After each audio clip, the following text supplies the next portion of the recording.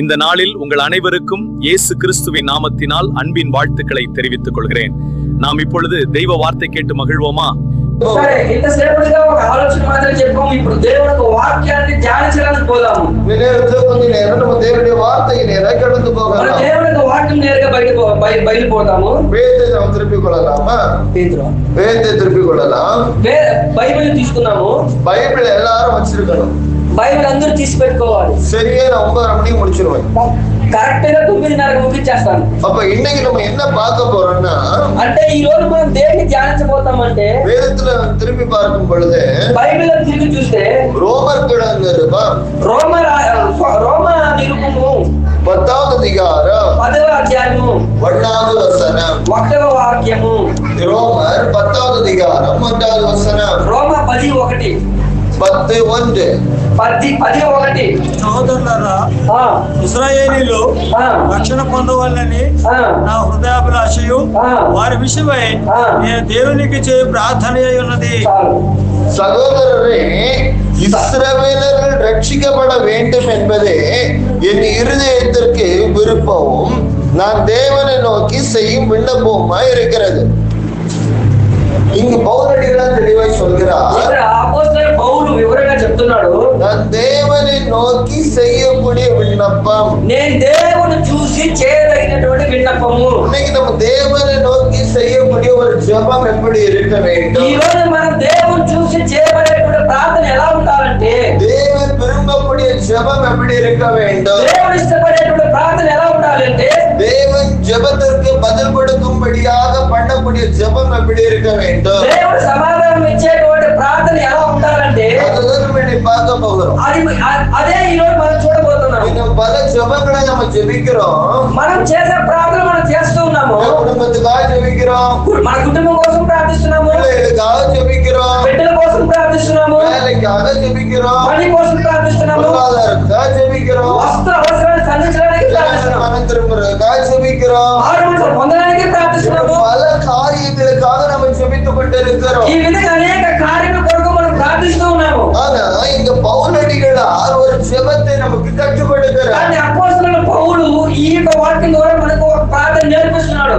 இந்த ஜெபத்தை நீங்க கடைசி நாட்கள்ல நம்ம பண்ண ஆரம்பிக்கும் பொழுது, ఈ యొక్క ప్రార్థన ఈ యొక్క చివరి కాలంలో మనం ప్రార్థించడం ప్రారంభిస్తే, இந்த ஜெபத்தை நீங்க ஜெபம் ஒவ்வொரு நாளும் நீங்க பண்ண ஆரம்பிக்கும் பொழுது, ఈ యొక్క ప్రార్థన మీరు ప్రతి రోజు మీరు ప్రార్థించడం ప్రారంభిస్తే, உங்க குடும்பத்துல ஒரு மாற்றத்தை பார்க்க మీ முடியும், కుటుంబంలో ఒక మార్పు చూస్తారు, சபையில ஒரு மாற்றத்தை பார்க்க ఈ முடியும், యొక్క సంఘంలో ఒక మార్పును చూస్తారు, தேசத்துல ஒரு அசைவை பார்க்க முடியும். దేశంలో ఒక మార్పుని మీరు చూస్తారు. ஹல்லேலூயா, హల్లెలూయా, ஹல்லேலూயா. హల్లెలూయా. அப்ப தேசத்துல ஒரு மாற்றத்தை தேவன் கொண்டு வர வேண்டும் என்றால், అంటే దేశంలో ఒక మార్పు దేవుడు తీసుకొని రావాలంటే, குடும்பத்துல ஒரு மாற்றத்தை கொண்டு வர வேண்டும் என்றால், మన కుటుంబంలో ఒక మార్పును దేవుడు తీసుకొని రావాలంటే, எந்த காரியத்திற்காக ஜெபிக்கணும்னா, మనం ఏ కార్యం కోసం ప్రార్థించాలంటే, 1வது வசனத்தின் முதல் பகுதி சொல்லப்படுகிறது.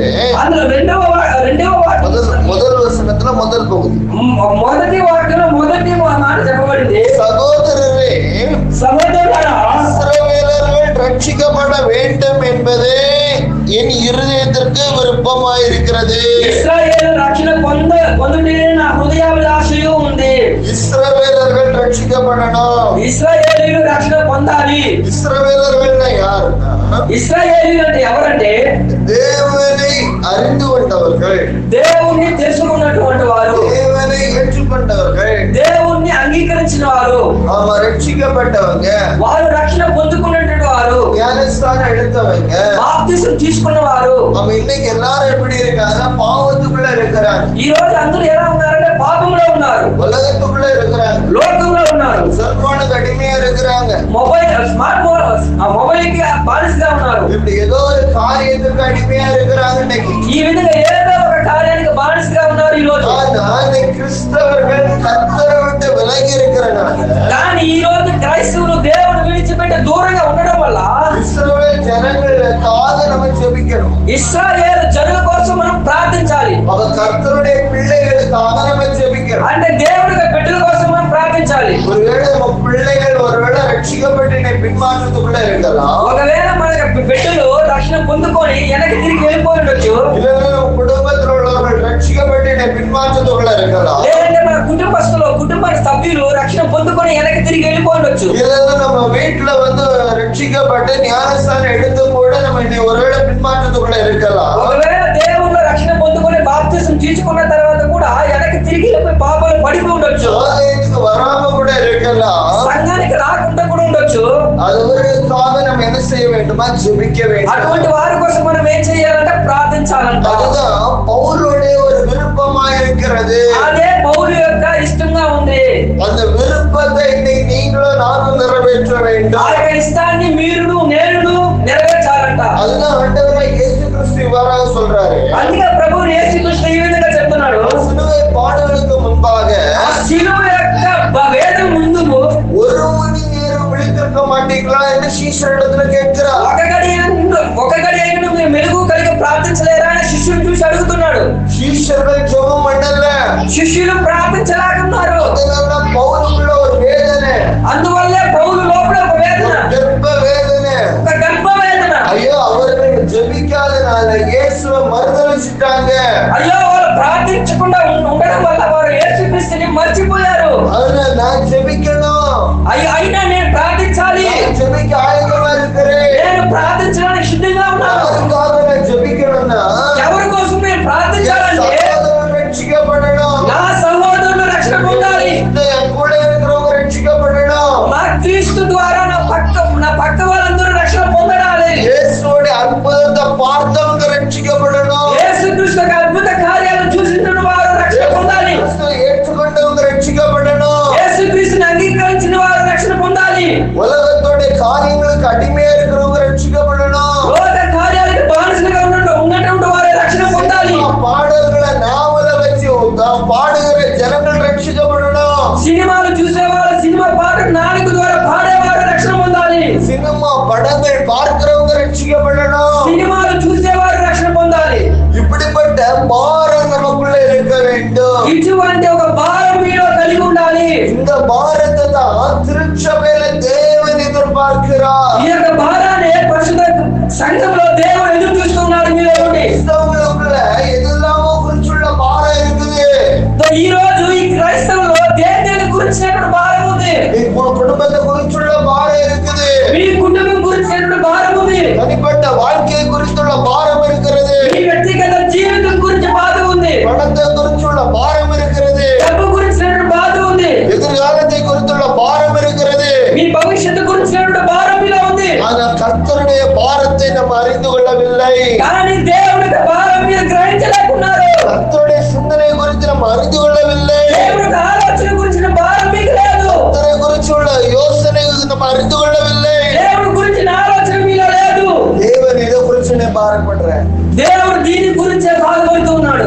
ஆண்டவர் விரும்பக்கூடிய ஒரு காரியம் என்னன்னா దేవుడు ఇష్టపడే ఒక కార్యం ఏంటంటే சபையில அக்கினியை போட விரும்புகிறார். సంఘములో అగ్నిని కుమ్మరించడం ఇష్టపడుతున్నాడు. அந்த சபை இன்னைக்கு ஆயத்தமா இல்ல. కానీ ఈ రోజు సంఘం దానికి సిద్ధంగా లేదు. தேவ ஜனம் இன்னைக்கு ஆயத்தமா இல்ல. దేవుడి యొక్క జనం ఈ రోజు సిద్ధంగా లేరు. தேவனுடைய ஊழியர்கள் இன்னைக்கு ஆயத்தமா இல்ல. దేవుడి యొక్క సేవకులు ఈ రోజు సిద్ధంగా లేరు. வாலிபர்கள் ஆயத்தமா இல்ல. యవనస్తులు సిద్ధంగా లేరు. சின்ன பிள்ளைங்க ஆயத்தமா இல்ல. చిన్న పిల్లలు సిద్ధంగా లేరు. பெரியவர்கள் ஆயத்தமா இல்ல. పెద్దోళ్ళు సిద్ధంగా లేరు. பெற்றோர்கள் ஆயத்தமா இல்ல. తల్లిదండ్రులు సిద్ధంగా లేరు. வயசானவங்க ஆயத்தமா இல்ல. వయసైన ముసలివారు సిద్ధంగా లేరు. அப்ப எப்படி கர்த்தர் தன்னுடைய பாரத்தின் அக்கினியை தேசத்துல போட முடியும்? అప్పుడు ఎలాగ యేసుక్రీస్తు ఆయన హృదయంలో ఉండే భారం సంఘంలో కుమ్మరిస్తాడు. அதனால்தான் தேவன் எதிர்பார்க்கக்கூடிய ஒரு காரியம் என்ன? நீ சபைக்காக ஜெபம் பண்ண மாட்டாயா? అందువల్లే దేవుడు చూసేటువంటి ఒక ప్రణాళిక ఏంటంటే మీరు సంఘం కోసం ప్రార్థించలేరా? சபையில உள்ள ஜனங்களுக்காக ஜெபம் பண்ண மாட்டாயா? సంఘంలో ఉండే ప్రజల కోసం ప్రార్థించలేరా? சபையில உள்ள குடும்பங்களுக்காக ஜெபம் பண்ண மாட்டாயா? సంఘంలో ఉండే కుటుంబం కోసం మీరు சபையில ప్రార్థించలేరా? வாலிபர்களுக்காக ஜெபம் பண்ண மாட்டாயா? సంఘంలో ఉన్నటువంటి యవనస్తుల కోసం మీరు ప్రార్థించరా? சபையில நடக்கக்கூடிய ஆராதனைக்காக ஜெபம் பண்ண மாட்டாயா? సంఘంలో జరుగుతూ ఉన్నటువంటి ఆరాధన కోసం మీరు ప్రార్థించలేరా? சபையில நடக்கக்கூடிய ஊழியத்துக்காக ஜெபம் பண்ண மாட்டாயா? సంఘాన్ని జరిపించేటువంటి పరిచయ సేవకుడి కోసం మీరు ప్రార్థించరా? சபையில இருந்து வெளியே ஊழியங்கள் நடக்கிறது, அதுக்காக நீ ஜெபம் பண்ண மாட்டாயா? సంఘంలో నుండి బయట పరిచయలు జరుగుతున్నాయి, దానికోసం మీరు ప్రార్థించలేరా? சபையில புதிய ஆத்மாக்கள் வரணுமே, அதுக்காக ஜெபம் பண்ண மாட்டாயா? సంఘానికి నూతనమైన విశ్వాసం రావాలి, దానికోసం మీరు ప్రార్థిస్తున్నారా? நம்ம குடும்பத்துல கூட எத்தனையோ பேர் வர வேண்டிய இந்த சபையில இருக்குது, அவங்க வராம எனக்காக நீ ஜெபம் பண்ண மாட்டாயா? కుటుంబంలో నుంచి అనేక మంది సంఘానికి రావాలి, వారు రాలేకపోతున్నారే, ఎందుకోసమని మేము ప్రార్థిస్తున్నారా? நீ அநேக பெண்கள் திருச்சபைக்கு வருகிறோம். ఈ రోజు అనేక మంది ఈ యొక్క పరిశుద్ధ సంఘానికి వస్తున్నారు. புருஷர்களை காணல, క్రైస్తవులు కనబడలేదు. ஆனா அவங்களுக்கு தேவை பணம், உலகம், பண தேவைகள், உலகத்தை பார்த்துக்கிட்டு இருக்கிறாங்க. కానీ వారికి డబ్బు అవసరాలు లోకాన్ని ఎదురు చూస్తూ ఉన్నారు. ஆனா ஒருவேளை ஆண்டோட வருகையில அவங்க கைவிடப்படக்கூடாது. ఒకవేళ వాళ్ళు దేవుడి రాకడలో చేయి విడవబడతారు. நானே கணவரும் சேர்ந்து கர்த்தருடைய ஆலயத்துக்கு வந்து நாங்க இருவரும் கர்த்தருடைய ராஜ்யத்துக்கு போவோமே. అయితే నేను నా భర్తను దేవుడి రాకడ వచ్చినప్పుడు మేమిద్దరం దేవుడి రాజ్యానికి పోవాలి. இந்த பாரத்தோட ஜெபம் பண்ண மாட்டாயா? ఆ భాగంతో మీరు ప్రార్థించలేరా? நான் என் பிள்ளைகளை வந்தவங்கன்னா என் பிள்ளைகளை கர்த்தருடைய வருகைக்கு வந்துருவாங்களே. నేను నా కుమారుడు వస్తే దేవుడి రాకడ సమయంలో నేను నా కుమారుడు పరలోకానికి పోతామే. அதுக்காக ஜெபம் பண்ண மாட்டாயா? దానికోసం మీరు ప్రార్థించలేరా? இதுக்கெல்லாமா நம்ம ஜெபம் பண்றோம். వీటన్నిటి కోసం మనం ప్రార్థిస్తున్నామా? இந்த காரியத்துக்கெல்லாமா நம்ம விண்ணப்பம் பண்றோம். ఈ అన్ని కార్యాల కోసం మనం విన్నపం చేస్తున్నాము. ஆனா நான் இந்த இடத்துல இந்த ஆராதனைக்கு வந்திருக்கிறேனே, என் பிள்ளை இந்த ஆராதனைக்கு வரணும் ஜெபம் பண்ணி இருக்கிறோம். నేను ఈ ఆరాధనకు వచ్చినానే, నా కుమారుడు నా భర్త రాలేదని ఎప్పుడైనా ఆలోచించారా? நான் இந்த இடத்துல ஆராதனைக்கு வந்திருக்கிறேனே, என் சகோதரர்கள் இந்த இடத்துல வரணும் ஜெபம் பண்ணி இருக்கிறோமா? నేను ఈ ఆరాధనకు వచ్చినానే, నా సోదరుడు ఈ ఆరాధనకి రాలేదని ఆలోచించారా మీరు? நான் இந்த இடத்துல ஆராதனைக்கு வந்திருக்கிறேனே, என் கணவர் இந்த இடத்துல ஆராதனை வரணும் ஜெபம் பண்ணி இருக்கிறோமா? నేను ఈ ఆరాధనకు వచ్చినానే, నా భర్త రాలేదని మీరు ఆలోచించారా? இவங்க எல்லாம் ஆண்டோட வார்த்தையை கேட்கணுமே, பரலோகத்துக்கு ஆயத்தமாகணுமே, இதுக்காக நம்ம ஜெபம் பண்ணி இருக்கிறோமா? ఈ మాటలన్నీ విని పరలోక రాజ్యానికి సిద్ధపడాలని మీరు ఎప్పుడైనా ప్రార్థించారా? இன்னைக்கு அநேகருக்குள்ள இருக்கிற சுயநலம் ఈ రోజు అనేకుల్లో ఉండే స్వార్థం என்னன்னா, நான் மட்டும் பரலோகத்துக்கு போகணும், ఏంటంటే ఆ స్వార్థం ఏంటంటే ఈ రోజు నేను మాత్రమే పరలోకానికి పోవాలి, நான் மட்டும் ஆண்டோட வார்த்தை கேட்கணும். నేను మాత్రమే దేవుడి మాట వినాలి. அவங்க கேட்டாலும் கேட்கட்டாலும் பரவாயில்ல. వాళ్ళు ఇన్నా పర్వాలేదు, ఇనకపోయినా పర్వాలేదు. இப்படிப்பட்ட சுயநலமான வாழ்க்கையில வாழ்ந்து கொண்டு இருக்கிற கிறிஸ்தவர்களை குறித்து தேவன் துக்கத்தோடு ఇటువంటి இருக்கிறார். స్వార్థపూరితమైన మనస్తత్వం కలిగిన క్రైస్తవులను చూసే దేవుడు ఇలా సిగ్గుపడుతున్నాడు. அதனாலதான் தேவன் எழுப்புதலை அனுப்புவதற்கு தாமதமா இருக்கிறார். అందువల్ల ఈ రోజు ఆ ఉద్యమాన్ని కుమ్మరించకుండా దేవుడు కొద్దిగా లేట్ చేస్తూ ఉన్నాడు. தேவ திட்டத்தை சபையில நிறைவேற்றுவதற்கு அவர் தாமதமா இருக்கிறார். దేవుడి యొక్క చిత్తాన్ని సంఘంలో నెరవేర్చడానికి ఆయన ఆలస్యం చేస్తున్నాడు. தேவன் உங்களை ஆசீர்வதிப்பதற்கு தாமதமா இருக்கிறார். దేవుడిని ఆశీర్వదించడానికి కొద్దిగా ఆలస్యం చేస్తున్నాడు. இன்னைக்கு ஆவியானவர் தெளிவா சபைக்கு சொல்லக்கூடிய காரியம் ఈ என்னவென்றால், రోజు పరిశుద్ధాత్మ దేవుడి ద్వారా ఈ యొక్క సంఘానికి చెప్పేటువంటి మాట ఏంటంటే, நீ வாழக்கூடிய ஒரு காலம் இது கடைசி காலம். మీరు జీవిస్తూ బతుకుతూ ఉన్నటువంటి ఈ యొక్క కాలం చివరి కాలం. கடைசி காலத்துல எப்ப வேணா எக்கால சத்தம் ஊதப்படும். ఈ యొక్క చివరి కాలంలో ఏ సమయంలో బూరధ్వని వినపడుతుంది. எப்ப வேணா இயேசு மத்திய ஆலயத்துக்கு வருவதற்கு ஒரு ஆயத்தமா இருக்கிறார். యేసుక్రీస్తు రావడానికి ఆయన సిద్ధంగా ఉన్నాడు. இன்னைக்கு நீ ஆயத்தமா இருக்கிறாயா? ఈ రోజు నువ్వు సిద్ధపడి ఉన్నావు. குடும்பம் ஆயத்தமா இருக்குதா? నీ కుటుంబం సిద్ధంగా ఉందా? பிள்ளைகள் ஆயத்தமா இருக்கிறார்களா? మీ కుమారులు సిద్ధంగా ఉన్నారా? சகோதர குடும்பங்கள் ஆயத்தமா నీ இருக்கிறதா? యొక్క సహోదరుల యొక్క కుటుంబం సిద్ధపడి ఉందా? நீ எதை குறித்து ஆயத்தப்படுத்திக் கொண்டிருக்கிறாய்? నువ్వు దేని గురించి నీకు సిద్ధపడుతూ ఉన్నావు? பணத்தை சேர்க்கணும், డబ్బు చేర్చి పెట్టాలి, சேர்க்கணும், వస్తువులు చేర్చి పెట్టాలి, வாங்கணும், ఇల్లు తీయాలి, அடைக்கணும். అప్పు తీర్చాలి. இதுக்காக நம்ம பிரயாசப்படுறோம், దీనికోసమే కదా మనం ప్రయాసపడుతున్నాము. இதுக்காக ஓடுறோம், దీనికోసమే కదా పరిగెత్తుతున్నాము. இதுக்காக வாழ்றோம். దీనికోసమే కదా బతుకుతూ ఉన్నాము. ஆனால் இயேசு இனி மறுபடியும் வரப்போகிறார். కానీ యేసుక్రీస్తు మళ్ళీ రెండవ రాకడలో రాబోతున్నాడు. அவர் சாதாரண குழந்தையை வரப்போகிறதல்ல. ఆయన సాధారణ చిన్న బిడ్డ రాడు. அது எருசலேமில் ஏதோ ஒரு மாட்டுத்தொழுல பிறந்த குழந்தையை வரப்போகிறது இல்ல.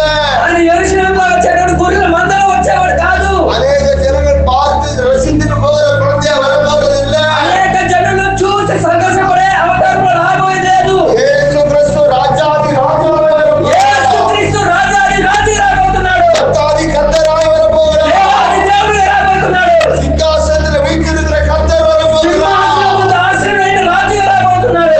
சீக்கிரமாய் வருவேன் என்று சொன்னவர் రాబోతున్నాడని చెప్తున్నాడు యేసుక్రీస్తు. சீக்கிரமாய் வரப்போகிறார். ఆయన తొందరగా రాబోతున్నాడు. நீ ஆயத்தப்பட்டு கொண்டிருக்கிறாயா? నువ్వు సిద్ధపడుతూ ఉన్నావా? நீ ஆயத்தப்பட்டு கொண்டிருக்கிறாயா? నువ్వు సిద్ధపడుతూ ఉన్నావా? அறிவு பிள்ளையே, ఎవరుస్తున్నారా? அம்மா, தங்கச்சி, ఆయన నా సోదరి సోదరుడా, நீ నా సోదరి సోదరుడా, கொண்டிருக்கிற தேவ ஜனமே, ఈ యొక్క మాటలు వింటున్నటువంటి దేవ జనులారా, இன்னைக்கு இயேசு கிறிஸ்து இரவுல வந்ததற்கு ஆயத்தப்பட்டிருக்கிறீங்களா? ఈ రోజు యేసుక్రీస్తు రాత్రి సమయంలో వస్తే మీరు సిద్ధపడి ఉన్నారా? யோசித்து பாருங்க. కొద్దిగా ఆలోచన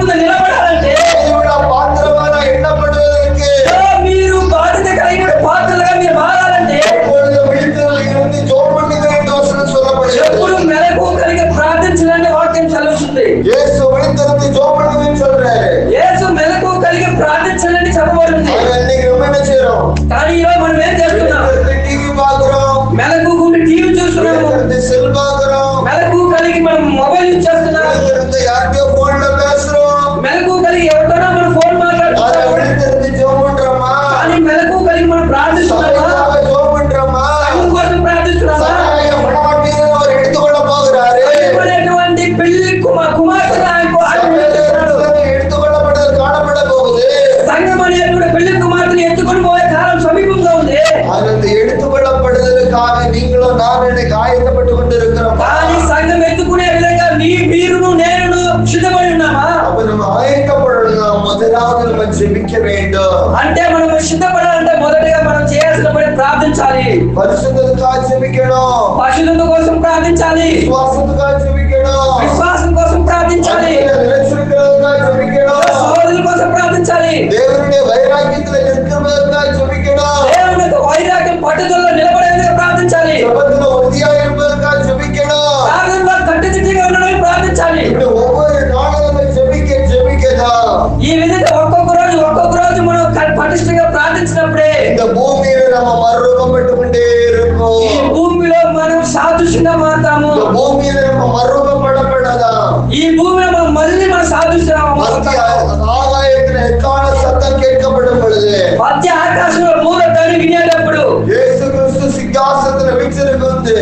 యేసుక్రీస్తు సింహాసనం ముందు ఆసీనుడై ఉన్నప్పుడు தன்னுடைய சேவகர்கள் அனுப்பும் பொழுது, తన యొక్క సైన్యమును పంపించేటప్పుడు தன்னுடைய தூதர்களை அனுப்பும் பொழுது, ఆయన యొక్క దూతను పంపించేటప్పుడు எக்கால சத்தம் ஊதப்படும் பொழுது ఆ మూల ధ్వని వినేటప్పుడు மருத்துவர் முதலாவதாக எழுந்திருப்பார்கள், చచ్చిపోయిన వారు మళ్ళీ తిరిగి వేస్తారంట, அளவில்லாதபடி எழுந்திருப்பார்கள். అనేక మంది వేస్తారంట. இங்கு உயிரோடு இருக்கிற நாமும் ఇక్కడ ప్రాణంతో బతుకునే మనము மறுரூபமாக்கப்படுவோம் என்று வசனம் சொல்லப்படுகிறது. సాదృశ్యం అవుతామని దేవుని వాక్యం చదివిస్తుంది. அப்ப நீங்க மறுரூபமாக்கப்பட வேண்டும் என்றால் అంటే మీరు సాదృశ్యం అవ్వాలంటే பூமியில எப்பவுமே நீங்க ஜெபித்து நீங்க மறுரூபமாக்கப்பட வேண்டும். ఈ భూమిలో మీరు మళ్ళీ ప్రార్థించి సాదృశ్యం అవ్వాలి. அப்படி நீங்க ஜெபித்து மறுரூபமாக்கப்படும் பொழுதுதான் ఆ విధంగా మీరు ప్రార్థించి సాదృశ్యం అయినప్పుడే கர்த்தர் இமைப்பொழுதுல வரும் பொழுது, దేవుడు కంటి రెప్పపాట్లు వచ్చేటప్పుడు இமைப்பொழுதுல வரும் பொழுது, కంటి రెప్పపాట్లు వచ్చేటప్పుడు ஒரு நிமிஷத்துல ఒక్క నిమిషంలో ஒரு நொடி பொழுதுல ఒక్క సెకండ్ లో அவர் பூமிக்கு வரும் பொழுது, ఆయన భూమికి వచ్చేటప్పుడు ஆகாயத்தில் நிற்கும் பொழுது, మధ్య ఆకాశం నిలబడేటప్పుడు அவர் ஒரு கூட்ட ஜனத்தை ఆయన ఒక గుంపు జనాలని ஆயத்தமா இருக்கிறவர்களை, సిద్ధపడి ఉండే వాళ్ళని மறுரூபமாக்கப்பட்டவர்களை, సాదృశ్యమైన వాళ్ళని மறுரூபமாக்கப்பட்டு கூட்டிக் கொண்டு ఆయన செல்வார். సాదృశ్యమై ఎత్తుకుని పోతాడంట. அதற்காக இனி இயேசு கிறிஸ்து வரப்போகிறார். అందుకోసమే మళ్ళీ యేసుక్రీస్తు రాబోతున్నాడు. வருகைக்கு நீ ஆயத்தப்பட வேண்டும் என்றால் ఆయన యొక్క రాకడికి మీరు సిద్ధపడాలంటే வேத ஆண்டவர் சொல்லக்கூடிய ஒரு காரியம் என்னவென்றால், ఈ సమయంలో యేసుక్రీస్తు చెప్పే ఒక మాట ఏంటంటే நீ ஜெபம் பண்ணி விழித்திருங்கள், మీరు ప్రార్థన చేసి మెలకు కలిగి ఉండండి. ஜெபம் பண்ணி விழித்திரு. మీరు ప్రార్థన చేసి మెలకుతో ఉండండి. நீ ஜெபம் பண்ணுகிறது மாத்திரமல்ல, మీరు ప్రార్థించేది మాత్రమే కాదు, பிள்ளைகளை ஜெபிக்க வை, ఈ బిడ్డలను ప్రార్థింప చెయ్యి, பிள்ளைகளை ஜெபிக்க வைங்க, ఈ బిడ్డల ప్రార్థన నడిపించండి, கணவரை ஜெபிக்க வைங்க, ఈ భక్తుల ప్రార్థన నడిపించండి, சகோதரரை ஜெபிக்க வைங்க, ఈ సహోదరుల ప్రార్థన నడిపించండి, சகோதரிகளை ஜெபிக்க வைங்க. ఈ సహోదరుల ప్రార్థన నడిపించండి. நீங்கள் ஆயத்தப்படுங்க, మీరు సిద్ధపడండి. உங்களோட கூட ஒரு கூட்டத்தை ஆயத்தப்படுத்துங்க. మీతో కూడా ఉండేటువంటి ఒక కూటమిని మీరు సిద్ధపరచండి. அப்படி நம்ம ஆயத்தப்படுத்தும் போதுதான் ఆ విధంగా మనం సిద్ధపరిచేటప్పుడే ஆயத்தப்படுத்துள்ள வருகையில கடந்து வருவாங்க. ఆ సిద్ధపరిచేటువంటి వారు కూడా మనతో వస్తారు. நம்ம தன்னலவாதியாக போயிட்டு వారందరినీ వ్యక్తిగతంగా వదులుకుంటా மட்டும் பரலோகம் போயிட்டு మనం మాత్రమే పర్వతానికి పోయి என் பிள்ளை கைவிடப்பட்டா వారందరూ చీకడబడితే அந்த உபதிரவத்தை காலத்துல ఆ ఉపద్రవ కాలంలో 7 வருஷம் உபதிரவங்கள் அதுக்கு பிறகு பூமியில நடக்கும். ఆ 7 సంవత్సరాల ఉపద్రవ కాలం జరిపేటప్పుడు அந்த 7 வருஷம் பூமியில உபதிரவம் நடக்கும் பொழுது ఆ 7 సంవత్సరాల మహా ఉగ్రత దినాలలో பெற்றெடுத்த பிள்ளைகள் தவிப்பாங்க. మనము పెంచిన బిడ్డలను நம்ம கைப்பிடித்து ஏற்றுக்கொண்ட கணவர்கள் உபதிரவத்துக்குள்ள நிற்கும் போது நமக்கு வேதனை உண்டாகும். మనం పెంచినటువంటి బిడ్డలు ఉగ్రతలో ఉండేటప్పుడు మనకి ఎంత వేదన పడతాం. அதனால ஆண்டவர் சொல்றாரு, అందువల్లే యేసుక్రీస్తు చెప్తున్నాడు, நேசிக்கிறவரிடத்துல சுவிசேஷத்தை அறிவித்து నువ్వు ప్రేమించేటువంటి వారికి మాత్రం సువార్త ప్రకటించి நீ அவர்களுக்காக ஜெபிக்க வேண்டும் என்று ஆண்டவர் விரும்புகிறார். నువ్వు వారి కోసం ప్రార్థించాలని దేవుడు చెప్తున్నాడు. அதான் சங்கீதக்காரனாகிய தாவீது అందువల్ల కీర్తనకారుడైన దావీదు இப்படி சொல்ற பாருங்க. ఈ విధంగా ఒక వాక్యం చెప్తున్నాడు చూడండి. 5వ அதிகாரம் కీర్తనలు 5 1వ వచనத்தை படித்து பார்க்கும்போது, 1వ వాక్యం చదివి చూసేటప్పుడు, கர்த்தாவே దేవా என் வார்த்தைகளுக்கு செவி கொடு, మా యొక్క విన్నపాలకు చెవియొగ్గుము, என் வார்த்தைகளுக்கு செவி கொடு, మా మాటలకు జవాబు ఇవ్వండి, தியானத்தை கவனியும், ఆ ధ్యానాన్ని గమనించండి. நான் உம்மிடத்தில் விண்ணப்பம் பண்ணுகிறேன், నేను మీ యొక్క స్థానంలో విన్నపం చేస్తున్నాను, நான் உம்மிடத்தில் விண்ணப்பம் பண்ணுகிறேன், నేను మీ దగ్గర విన్నపం చేస్తున్నాను. என் ராஜாவே, ఆ రాజా, என் தேவனே, ఆ దేవా, என் வேண்டுதலின் சத்தத்தை கேட்டருளு. ఆ విన్నపం శబ్దాన్ని మీరు వినండి. ఒక సంగీతకారుడైన దావీదు ఇక కీర్తనకారుడైన దావీదు பழைய ஏற்பாடு காலத்திலே పాత నిబంధన కాలంలోనే அவர் என்ன செய்யறதுன்னு ஜெபிக்கிறார். ఆయన ఏం చేస్తున్నాడంటే ప్రార్థిస్తున్నాడు. இன்னைக்கு பழைய ஏற்பாடு காலத்துல ஜெபிக்கிறவங்களோட புதிய ஏற்பாடு காலத்துல ஜெபிக்க தெரிஞ்சவங்க தான் இன்னைக்கு தூங்கிட்டு இருக்கோம். ఈ ఆ పాత నిబంధన కాలంలోనే వాళ్ళు ప్రార్థన చేసినప్పుడు ఇక చివరి కాలంలో నిలబడే మనమే నిద్రపోతున్నాము. இன்னைக்கு சபையில உள்ளவங்க ஜெபிக்கிறது தெரியும்.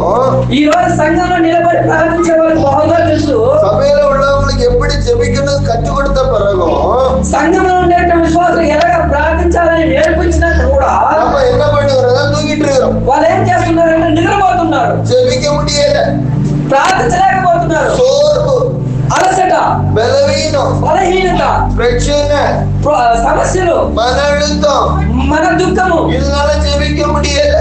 అందువల్ల ప్రార్థించలేకపోతున్నారు. ஏன் ஜெபிக்க முடியல? దేనికోసం ஏன் ప్రార్థించలేకపోతున్నారు? நம்ம ஜெபத்துக்கு பதில் கிடைக்கல? దేనికోసం మన ప్రార్థనకు జవాబు రావట్లేదు? வேதத்துல பார்க்கும் பொழுது బైబిల్ చదివేటప్పుడు சீஷர்கள் இயேசு கிறிஸ்துவோட வாழ்ந்த நாட்கள்ல சீஷர்களும் இருந்தார்கள். శిష్యులు యేసుక్రీస్తు జీవిస్తున్నటువంటి దినాల్లో శిష్యులు కూడా యేసుక్రీస్తు కూడా ఉన్నారు. அப்போ அவங்க சீஷர்கள் 12 பேர் இருக்கும் பொழுது అప్పుడు శిష్యులు 12 మంది ఉండేటప్పుడు மார்க் எழுதின சுவிசேஷத்தை நீங்க எடுத்து படித்து பார்க்கும் பொழுது, మార్కు రాసిన సువార్త మీరు చదివినట్లయితే, நீ வேதத்தை திருப்பி பார்க்கும் பொழுது మీరు ఆ వాక్యాన్ని తిరిగి చూసినట్లయితే 9వ அதிகாரம் 34வது வசனத்தை ஒரு படிக்கலாம். 9వ అధ్యాయం 34 వాక్యం చదవదాము.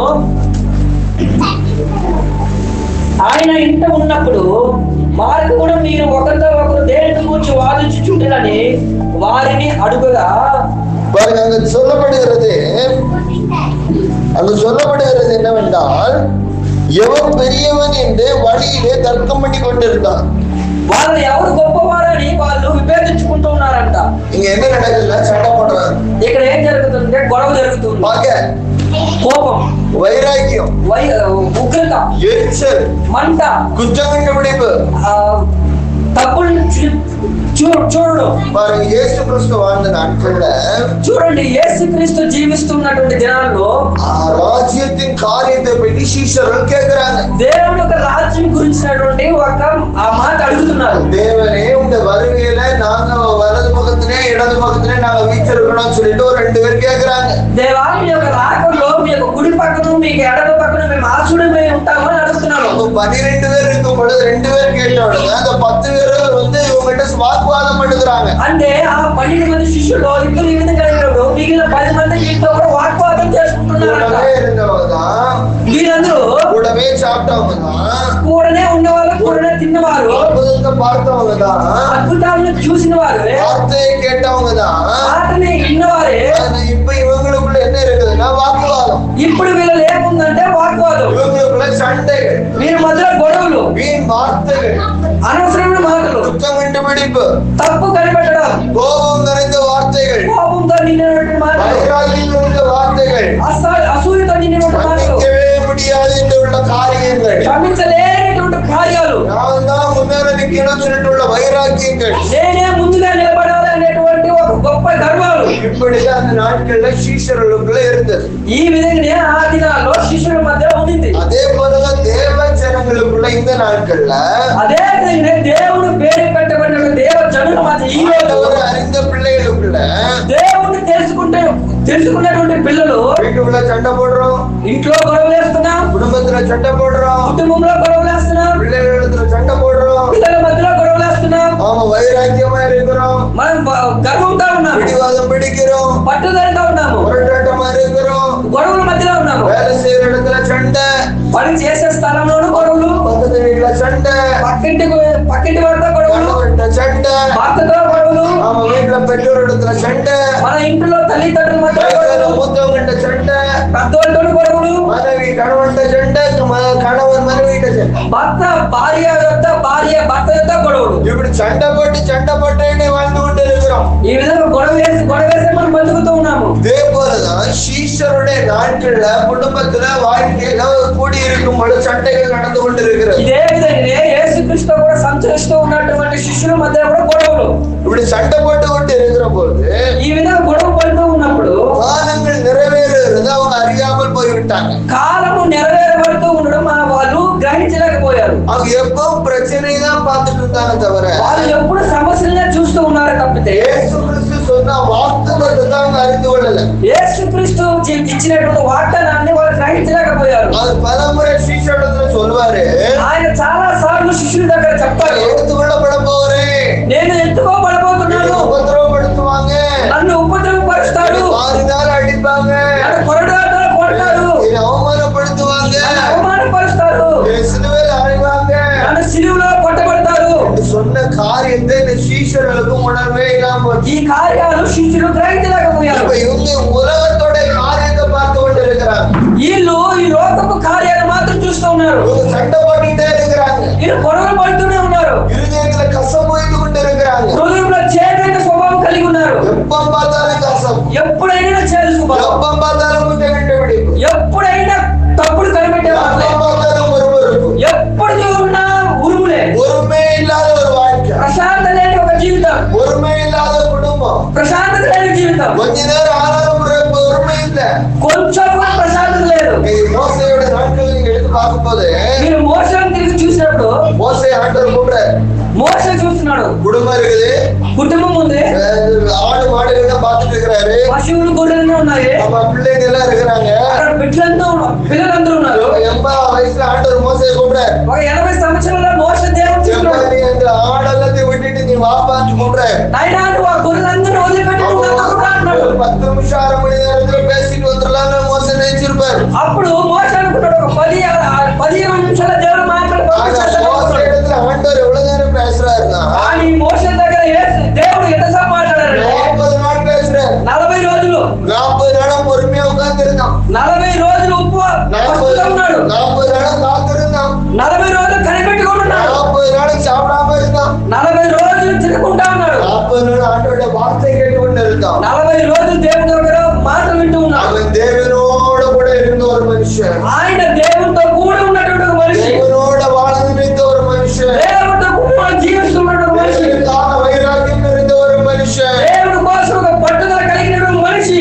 ஆண்டவர் சொல்றாரு, దేవుడు చెప్తున్నాడు, வைராக்கியமா தேவனுக்காக இவ்வளவு நாள் உட்கார்ந்து இருக்கிறியே, పట్టుదల కలిగి దేవుని కోసం కూర్చో ఉన్నావే, ஜனங்கள் அங்க அணிந்து கொண்டு இருக்கிறாங்க, నా జనులు అక్కడ నాశనం అవుతూ ఉన్నారు, என் ஜனங்கள் அடிமையா இருக்கிறாங்க, నా జనులు బానిసగా ఉన్నారు, என் ஜனங்கள் தண்ணீர் விடிக்கிறாங்க, నా జనులు అక్కడ కన్నీరు కారుస్తూ ఉన్నారు, கூக்குரலின் వాళ్ళకి విన్నపాలన చెవులు మరుస్తూ ఉన్నాయి, இவங்களுடைய வேதனையின் சத்தைய சன்னிதானத்துல வந்திருக்கிறது. వాళ్ళ వేదన నాకు సంఘంలోకి వచ్చినాయి. ஆசீர்வாதத்தை ஜனனிக்கு அழுகுறாங்க. నేను ఆశీర్వదించబడిన జనులు ఈరోజు బాధతో ఉన్నారు. ஆசீர்வாத ஜனனி கஷ்டப்படுகிறாங்க. నేను ఆశీర్వదించబడిన జనులు ఈరోజు కష్టంలో ఉన్నారు. ஆசீர்வாத ஜனனி துன்பப்படுகிறாங்க. నేను ఆశీర్వదించిన జనులు ఈరోజు బాధ ముక్కులై ఉన్నారు. ஆசீர்வாத ஜனனிக்கு அவமானப்பட்டு கொண்டிருக்கிறாங்க. నేను ఆశీర్వదించబడిన జనులు ఈరోజు అవమానంగా ఉన్నారు. அந்த மோசேக்குள்ள கர்த்தருடைய பாரம் வருகிறது. ఆ మోసే లోపల దేవుడికి భారం వస్తూ ఉంది. கர்த்தர் பாரப்படப்பட దేవుడు బాధపడగా மோசே பாரப்படுகிறார். మోసే బాధపడుతున్నాడు. ஒரு ஊழியக்காரர் பாரப்படுகிறார். ఒక సేవకుడు బాధపడుతున్నాడు. கர்த்தர் பாரப்படப்பட దేవుడు బాధపడగా பிள்ளை என்ன செய்யணும்? பாரப்பட்டு செபிக்கணும். దేవుడికి బిడ్డలు ఏం చేయాలి? భారం కలిగి ప్రార్థించాలి. அந்த பாரம் திருச்சபைக்குள்ள இல்ல, ఈ రోజు ఆ భారం మీలో లేదు, ஊழியத்துல இல்ல, పరిచర్యలో లేదు,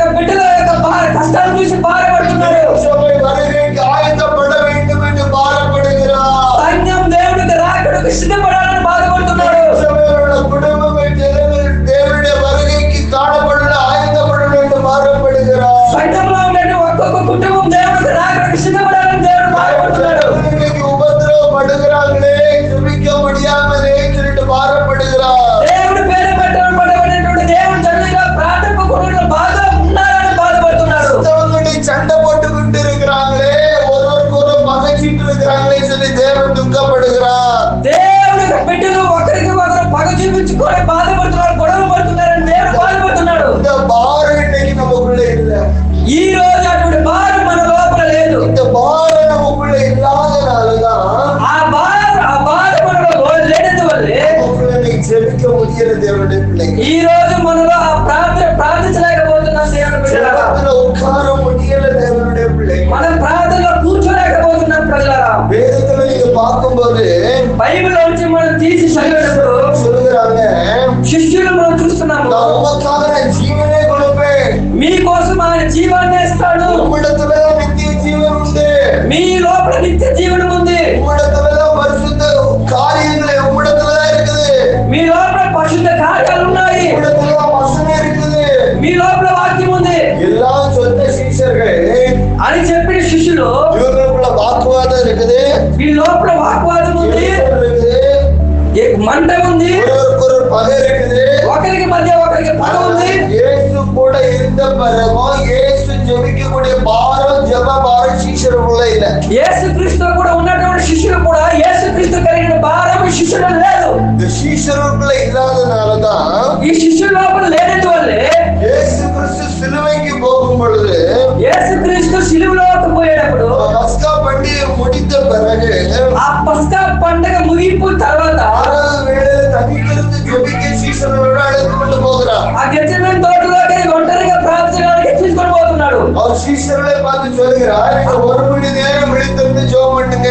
ఆ శిష్యుడు చూసి దేవుడు చెప్తున్నాడు, మీరు 1 గంట మెలకు కలిగి ప్రార్థించండి అని చెప్తున్నాడు. ஆனா அவங்களால என்ன செய்ய முடியல, ஜெபிக்க முடியல. కానీ వారి వల్ల ఏమో కాలేదంటే ప్రార్థించలేకపోతున్నారు. காரணம் என்னன்னா 2 விஷயம். కారణం ఏంటంటే 2 కార్యాలు. முதலாவது பாரம் இல்ல, మొదటిది భారం లేదు, இரண்டாவதாக பகை, రెండవది పగ, கசப்பு, చేదు, வைராக்கியம், కోపం, மனுஷனுக்கு மேல பகை, మనుషుల మీద విరక్తి, குடும்பத்துக்கு மேல பகை, కుటుంబం మీద కోపము, கூட இருக்கிறவங்க மேல பகை.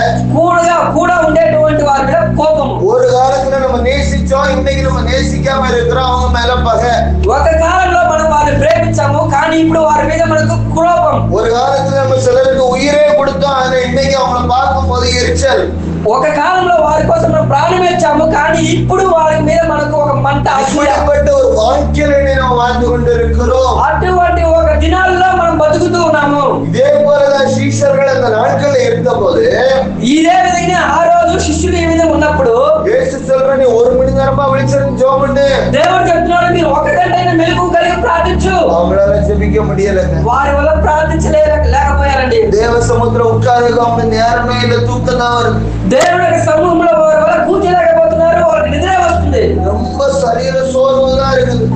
వారి శరీరం చాలా బలహీనతగా ఉంది. பாரத்தை இழந்துட்டாங்க, భారాన్ని కోల్పోయారు, ஜெபத்தை இழந்துட்டாங்க, ప్రార్థన కోల్పోయారు, தேசத்துக்காக ஜெபிக்க முடியாது, ஜெப உணர்வு இழந்துட்டாங்க, దేశం కోసం ప్రార్థించేటువంటి ఆ సర్వం కోల్పోయారు, திருச்சபையோட ஜனங்களுக்காக ஜெபிக்க வேண்டிய ஜெபத்தை இழந்துட்டாங்க, సంఘంలో ఉన్నటువంటి ఆ విశ్వాసం కోసం ప్రార్థించడం మర్చిపోయారు. அக்கினியை போட வந்து அது இப்பொழுது பற்றி எரிய சொல்லி வாக்குத்தத்தை கொடுத்தாங்களே, அந்த வாக்குத்தத்தத்தை கூட சீஷர்கள் இழந்துட்டாங்க.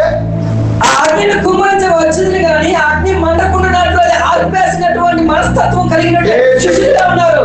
இயேசு சொன்ன வாக்குத்தத்தங்களை இழந்து ஜெபத்தை மறந்து அவன் தூங்கி கொண்டிருக்கிறார். యేసుక్రీస్తు ఇచ్చినటువంటి వాగ్దానాన్ని మర్చిపోయి ఆ ప్రార్థన వాళ్ళు మర్చిపోయినారు. நீ ஜெபிக்காம இருந்தேன்னா, నువ్వు ప్రార్థన చేయకుండా ఉంటే ஒரு நாள வந்து இயேசுவை மறுதலிக்க வேண்டிய ஒரு சூழ்நிலை, ఒక పరిస్థితి వస్తుంది, ఆ స్థితి యేసుక్రీస్తుని విసర్జించే దినముగా ఉంటుంది.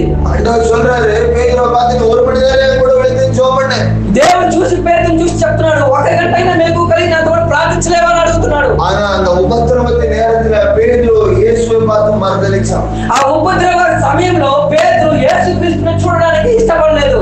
ஆமா, சங்கரிப்பு சபையில கொண்டு போய் விட்ட பிறகு அந்த இடத்துல உள்ள பெண்மணி கேட்கிறான், இவன் இயேசுவோட கூட இருந்தவர் அல்லவா, நீதானா சொல்லிட்டு பேதுருவை பார்த்து கேட்கும் போது ఆ సమాజ మందిరంలో పేతురు నిలబడుకున్నప్పుడు ఆ స్త్రీ, నువ్వు యేసుక్రీస్తు కూడా తిరుగుతూ ఉన్నటువంటి యేసుక్రీస్తు శిష్యుడే కదా అని అడిగినప్పుడు இவர் எனக்கு தெரியவே தெரியாது சொல்லி சபைக்கும் சத்தியமும் பண்ண தொடங்கிட்டான். ఆ యేసుక్రీస్తు ఎవరో నాకు తెలియదని చెప్పి సంఘంలో ఉన్న సత్యానికి విరోధంగా లేచాడు. இயேசு கிறிஸ்துவோடு விலகியே ஓடிவிட்டான். యేసుక్రీస్తుని వదిలిపెట్టి దూరంగా పారిపోయాడు. వారికి ఉపద్రవத்துல நம்ம இயேசுக்காக நிற்க முடியாது.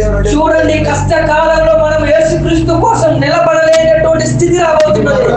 காலங்கள் கொடிய காலங்கள். ఇక రాబోచున్నటువంటి కాలం అతి కష్టమైన కాలం. அதிகாரத்தின் நிமித்தமா கொடிய காலங்கள் வரும். అధికారి వల్ల మనకు కష్టమైన కాలం రాబోతున్నది. அழிவுகள் நிமித்தமா கொடிய காலங்கள் வரும். ఇదో ప్రకృతి వైపరీత్యాల మూలంగా మనకు ఆ కష్టమైనటువంటి రోజు రావచ్చు. கொடிய சட்டங்கள் மூலமா கொடிய காலங்கள் வரும். కఠినమైనటువంటి కాల కష్టంలో రాబోతున్నాయి.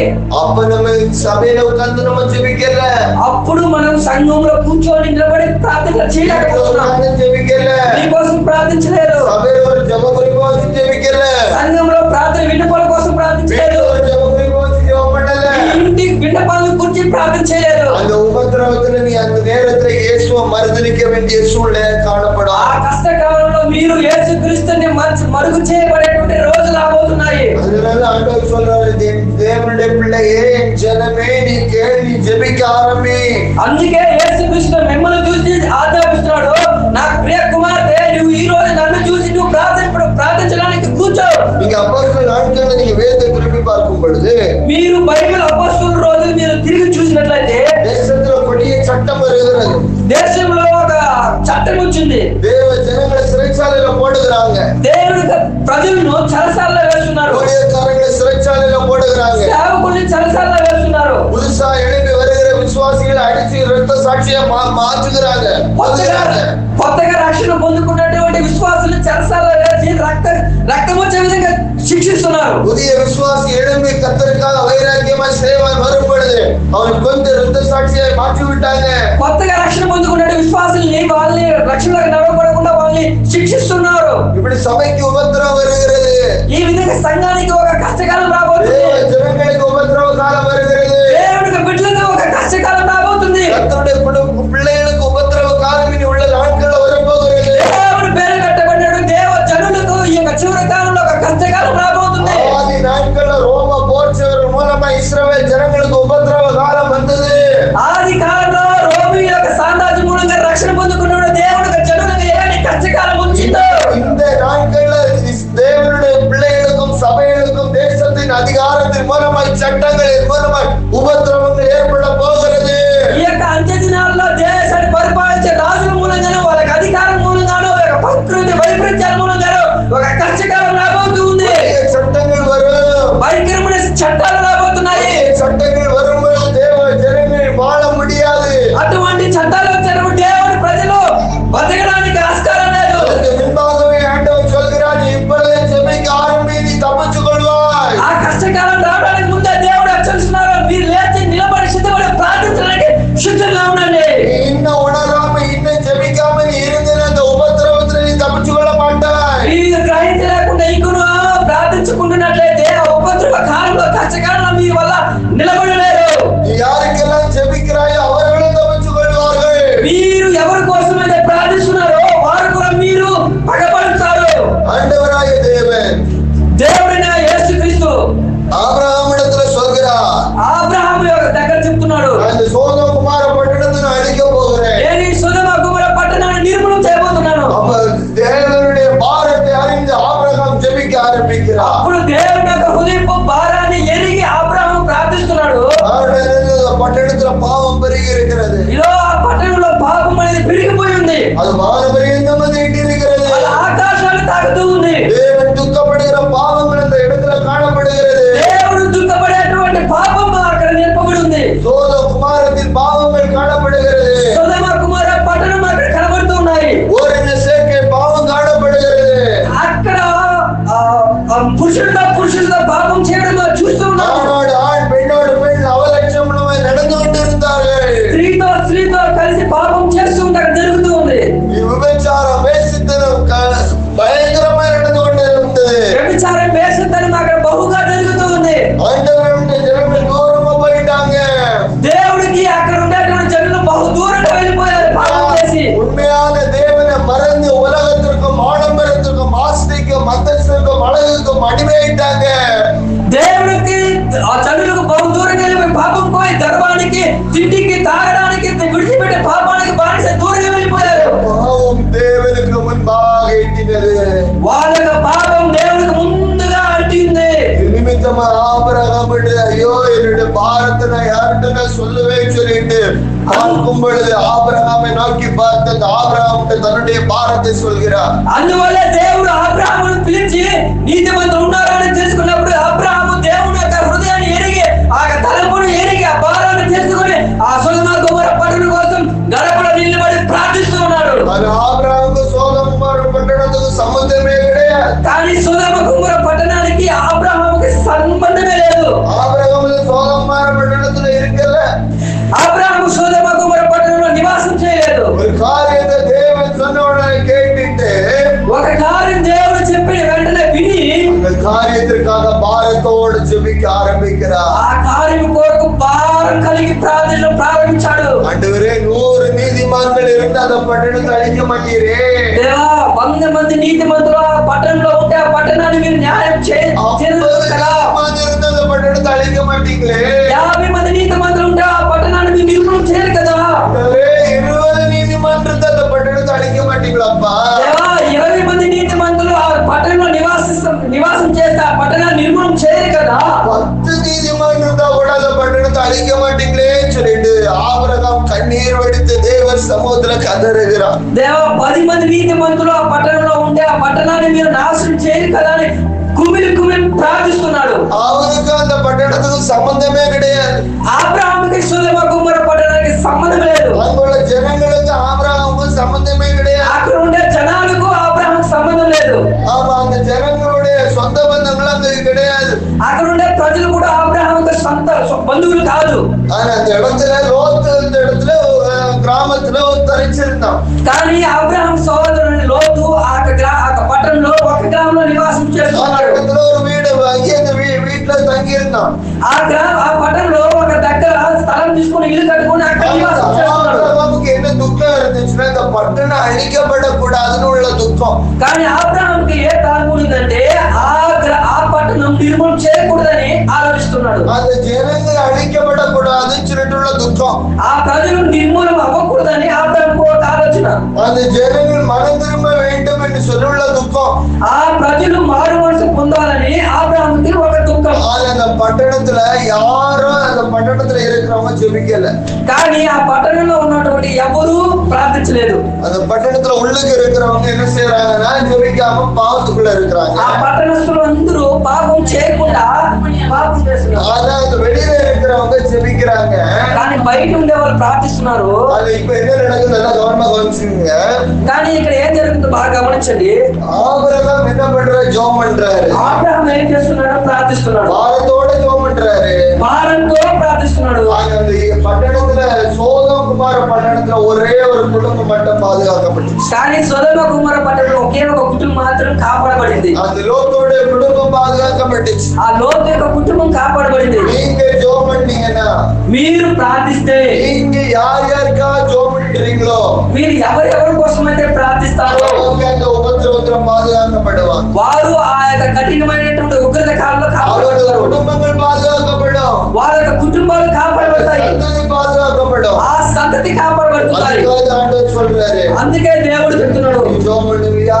మీరు ప్రార్థిస్తారా? நீ ஜெபம் பண்ணுவியா? నువ్వు ప్రార్థిస్తావా? நீ ஜெபம் பண்ணா உன் பிள்ளை பாதுகாக்கப்படும். నువ్వు ప్రార్థిస్తే నీ బిడ్డ நீ కాపాడబడతాడు. ஜெபம் பண்ணா உன் குடும்பம் காக்கப்படும். నువ్వు ప్రార్థిస్తే నీ కుటుంబం நீ కాపాడబడుతుంది. ஜெபம் பண்ணா உன் சந்ததி காக்கப்படும். నువ్వు ప్రార్థిస్తే నీ సంతతి நீ కాపాడబడుతుంది. ஜெபம் பண்ணா பட்டணம் காக்கப்படும். నువ్వు ప్రార్థిస్తే నీ పట్టణం కాపాడబడుతుంది. நீங்க உங்க வாழ்க்கையை ஒப்பு கொடுப்பீங்களா? ఈ రోజు మీ యొక్క జీవితాన్ని దేవుడికి అప్పగిస్తారా? இருதயத்திலோட பகைகளெல்லாம் எடுத்து నీ హృదయంలో ఉన్నటువంటి ఒక కోపాలన్నీ తీసి, கசப்புகளை மாற்றி నీ హృదయంలో ఉన్నటువంటి ఒక చేతులన్నింటినీ తీసివేసి, இருதயத்திலோட வைராக்கியங்களை மாற்றி మీరు వైరాగ్యం పట్టుదల కలిగి இருதயத்துல காணப்படுகிற எரிச்சல்களை மாற்றி మీ హృదయంలో కనబడేటువంటి ఆ అసూయలు మార్చి, ஏசப்பா உம்முடைய பாரத்தை மாத்திரம் சுமக்க நான் ஒப்பு கொடுக்கிறேன். యేసయ్యా మీ యొక్క భారాన్ని మాత్రమే భరించాలని అడిగి இன்னைக்கு நீங்க ஒப்பு கொடுப்பீங்களா? ఈ రోజు మీరు అప్పగిస్తారా దేవుడికి? எல்லாரும் கண்களை மூட అందరూ కళ్ళు మూసి అడగతారు. எனக்கு முடிந்தவரை இடமுங்க లేచి నిలబడగలిగిన వారు లేచి నిలబడండి.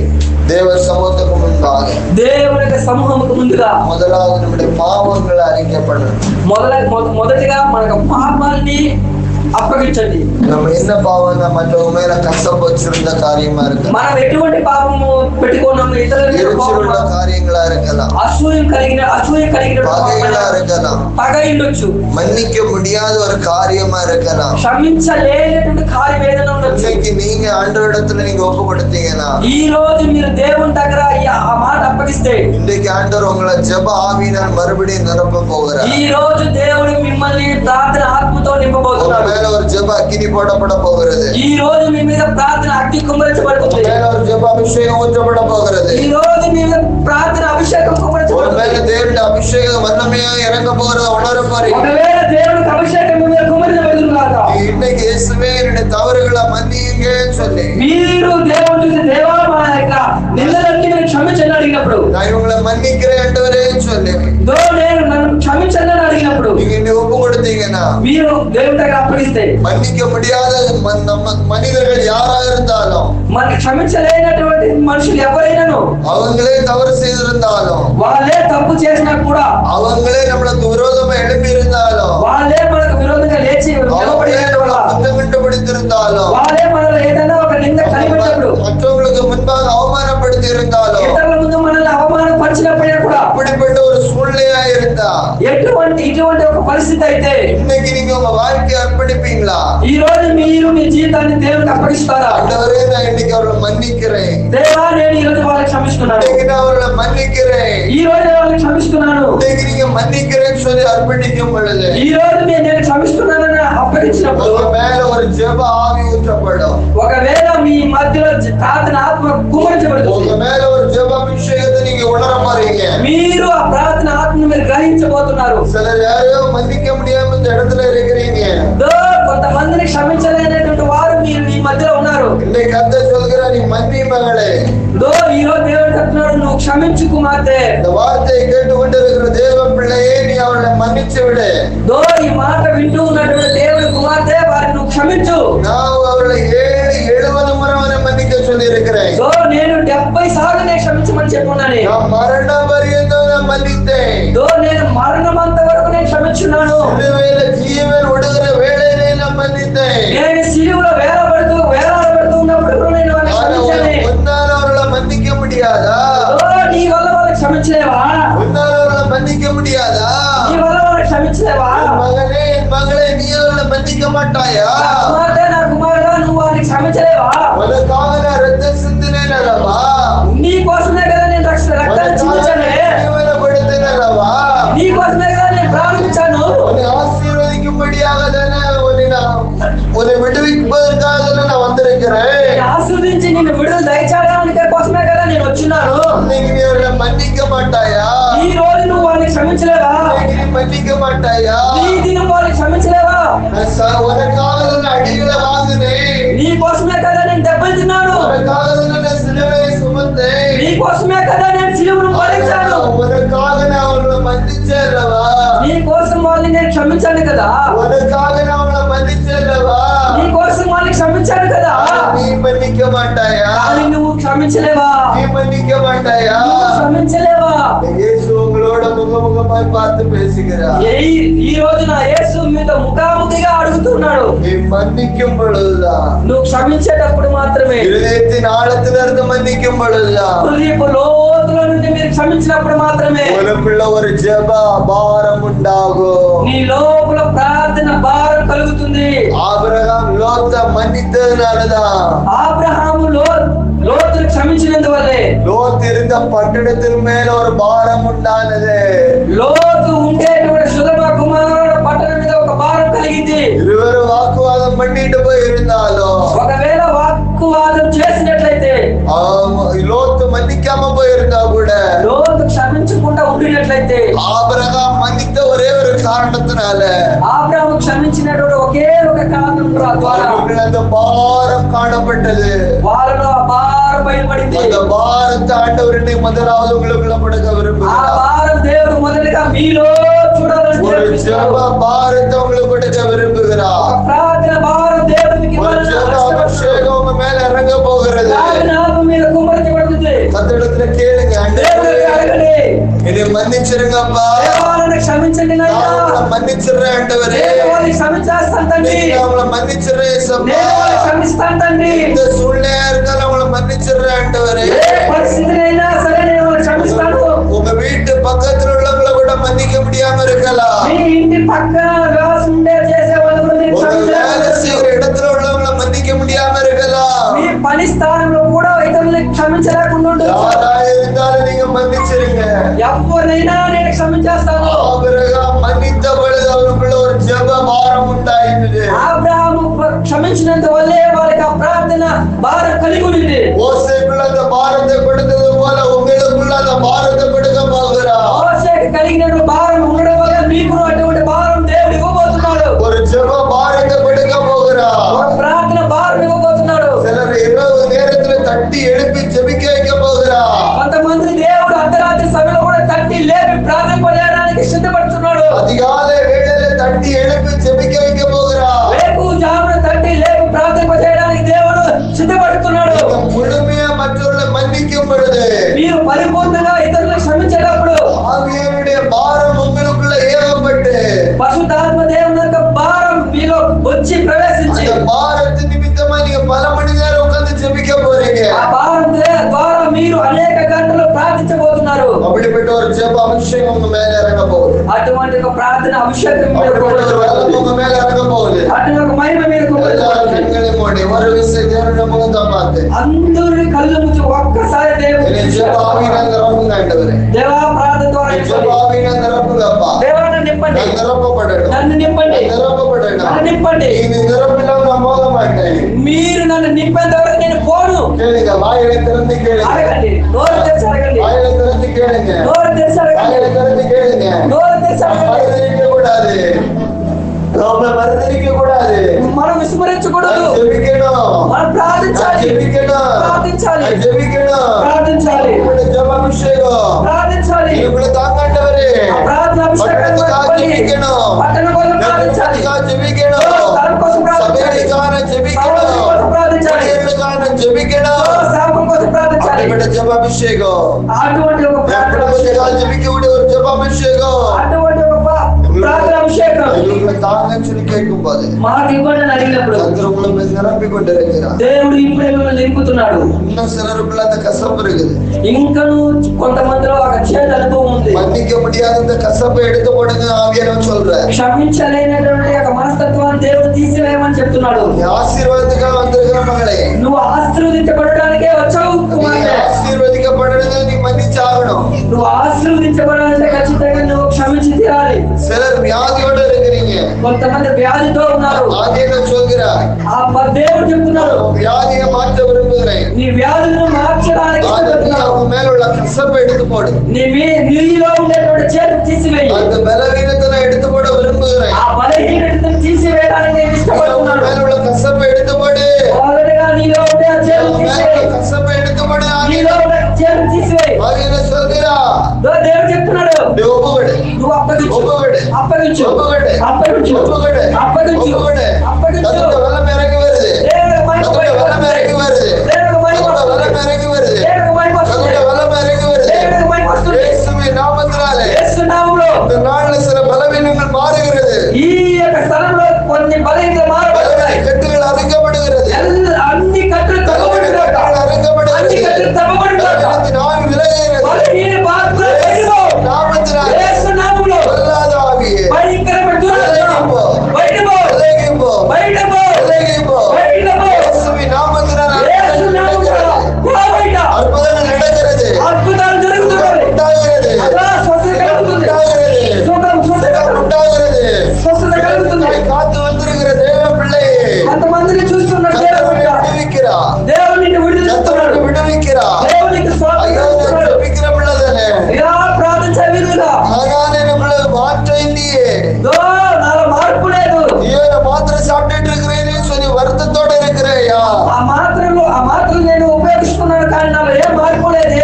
இன்னைக்கு நீ ஒப்பு கொடுத்தாயானால் ఈ రోజు నువ్వు అప్పగించినట్లయితే இந்த வார்த்தை கேட்டு முடிந்து கடந்து போவதற்குள்ளாக ఈ మాటలు విని గడిచిపోయేటప్పుడు வாழ்க்கையில் ஒரு சுகத்தை பெற்றுக் கொள்வாய். నీ జీవితంలో ఒక స్వస్థతను ஒரு சுகத்தை పొందుతావు. பெற்றுக் கொள்கிறீங்க.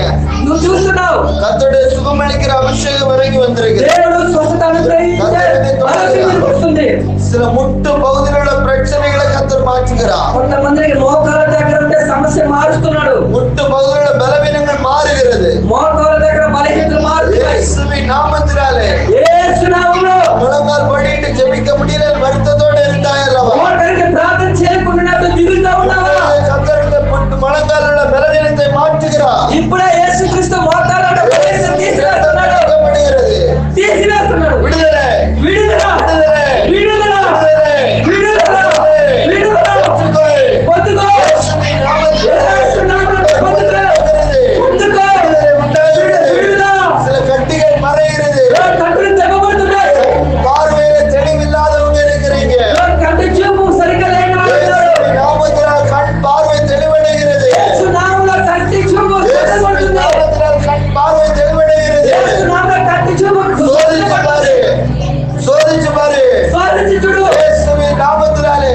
యేసు నామములో கர்த்தர் சொல்கிறார் దేవుడు చెప్తున్నాడు யாரோருக்கு சொத்து தகராறுனால ఎవరెవరికి ఆస్తి తగాదాలు ఉన్నారు தேவனோடு நீங்க இருக்கிறீங்க తగాదాలు ఉన్నారు இன்னைக்கு நீ அவரை மன்னிச்சிரு ఈ రోజు వాళ్ళ క్షమించు அவரை நேசிக்க ஆரம்பி వాళ్ళ ప్రేమించడం நான் ప్రారంభించు ஒரு பிரச்சனையை மாற்றுவேன் సమస్యను మారుస్తాను நான் உனக்காக நின்று வழக்காடி உன் தேவைகளை சந்திப்பேன் నీ కోసం నేను ప్రార్థనని నీ అవసరాలను உன் கூட సంధిస్తాను இருக்கிறேன் என்று அவர்கள் அறிந்து கொள்வார்கள் ఇదో నీతో కూడా నేను ఉన్నానని యేసుక్రీస్తు చెప్తున్నాడు சும்மா இரு నువ్వు కమ్మునుండు நீ அமைதியே என்று கர்த்தர் சொல்கிறார் నువ్వు ప్రశాంతంగా ఉండాలని దేవుడు இன்னைக்கு நீ చెప్తున్నాడు அவரோட வழக்காடாத என்று கர்த்தர் சொல்கிறார் ఈ రోజు నీ తరపున దేవుడు వాద్యం ఆడతాడని దేవుడు చెప్తున్నాడు Thank you Lord, thank you Lord, thank you Lord.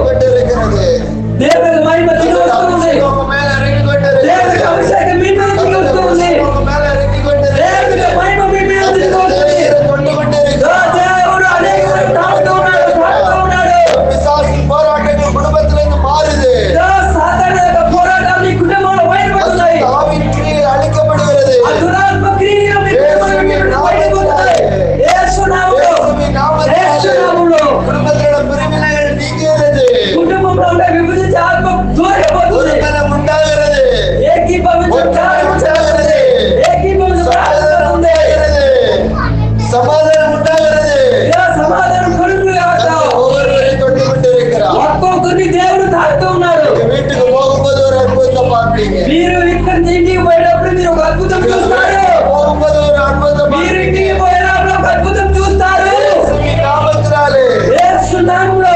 விசுவாசிக்கிறவனுக்கு విశ్వసించే వారు அற்புதங்களை பெற்றுக் கொள்வீங்க అద్భుతాలు పొందుకుంటారు இன்னைக்கு நீங்க விசுவாசிச்சீங்கன்னா ఈ రోజు మీరు విశ్వసిస్తే கர்த்தர் அநேகரை தொட்டிருக்கிறார் దేవుడు అనేక మంది తాకున్నాడు வயிற்று பகுதியில కడుపు భాగంలో அடி வயிற்றுல ఈ పొత్తు కడుపు దగ్గర நேரம் குத்தெடுக்கிற மாதிரி ఒక్కొక్క సమయంలో కూర్చే విధంగా ஒரு பலவீனம் காணப்படுகிறது ఒక బలహీనత వస్తూ ఉంది ஒருத்தர் இதுல வந்திருக்கிறீங்க ఒక స్త్రీ ఇక్కడికి వచ్చి ఉన్నారు கர்த்தர் சொல்கிற இப்பொழுது அவன் சுகப்படுத்துகிறேன் దేవుడు చెప్తున్నాడు నేను ఆ స్త్రీని తాకి స్వస్థపరుస్తున్నాడు என்னுடைய தழும்புள்ள கரை இறங்கி வந்திருக்குது నాకు గాయాలు కలిగిన చేయి అక్కడికి దిగి వచ్చింది நீ பல நாளா இதை குறிச்சு வேதனைப்பட்டு கொண்டிருக்க అనేక రోజులు ఈ యొక్క కార్యం చూసి బాధపడుతున్నావు பல வெளியில சொல்ல முடியாம வேதனைப்பட்டு கொண்டிருக்கிறார் అనేక మందికి నువ్వు బయట చెప్పలేకుండా కుమిలిపోతున్నావు உயிர்த்தெழுந்த வல்லமை இறங்கி வருது உன் மேல పునరుత్థానమైన జీవ బాధ చెప్తున్నాడు நீடா నీవే கர்த்தர் தொடுகிறா దేవుడు తాగుతున్నాడు கர்த்தர் தொடுகிறா దేవుడు తాగుతున్నాడు கர்த்தர் தொடுகிறா దేవుడు తాగుతున్నాడు విడుదల విడుదల విడుదల అద్భుతం ఇప్పుడే యేసు నామములో